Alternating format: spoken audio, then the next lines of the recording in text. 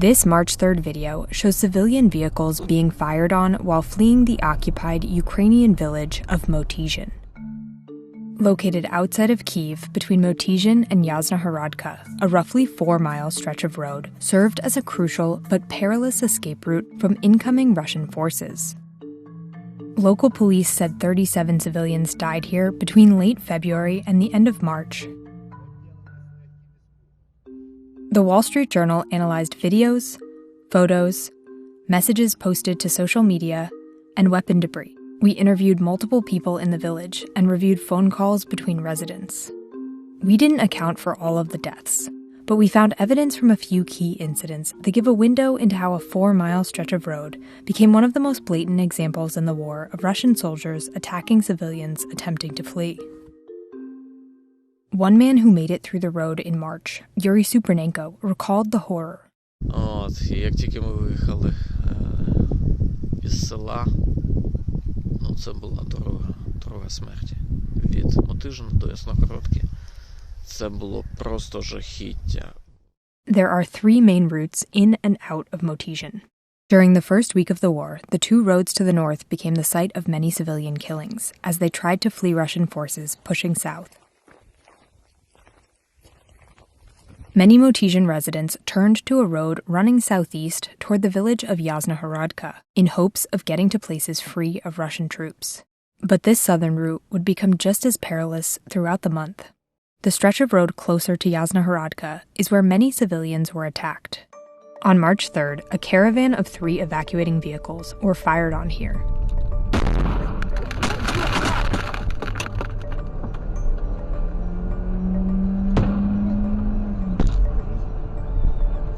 Weapons experts say that the 2 projectiles seen in these videos are likely mortar and appear from the left of the frame, indicating that they were likely shot from the northeast side of the road, just east of Motizhin, which a driver in one of these vehicles confirmed. In April, we found debris on the same stretch of road that experts say is from an 82mm or 120mm mortar, because of the shape of the tail fin and the markings seen here. These types of mortars can be fired from roughly 2 to 5 miles away. We found evidence of heavy Russian military activity in that range throughout the month. In a March 5th recording shared with the Wall Street Journal, Yuri Supernenko, who was still in Motizhin at the time, called in a Russian firing location in this area to a member of the volunteer Ukrainian military. Смотри, минут 10 назад за селом, как ехать на Киевское озеро, и дальше в поле метров 700. Видно, стоят установки, потому что вышли 2 ракеты. Just to the west of the firing location Supernenko reported, we can see Russian vehicles in a drone video from late March. In a forested area just north of the Russian vehicles, in early April, the Wall Street Journal saw more evidence of Russian troops.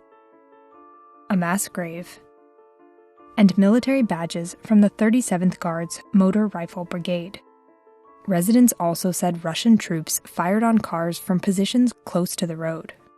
The Russian embassy in Washington, D.C. didn't respond to requests for comment. The Kremlin has said previously it is not targeting civilians.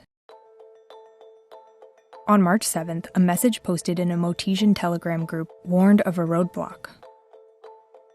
That same day, a civilian named Oleg Moskalenko, who was traveling towards Motizhin, was taken captive at a checkpoint, according to his daughter.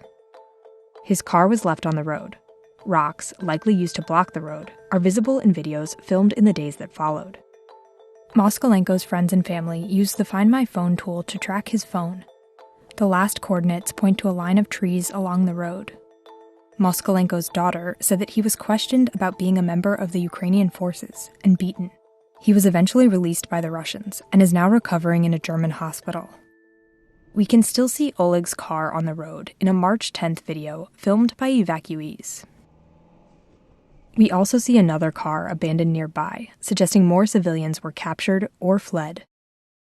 On March 16th, a news video shows a 3rd car that's been abandoned, a damaged red station wagon with a white cloth tied to a side mirror, and a sign in the windshield that reads children in Russian and Ukrainian.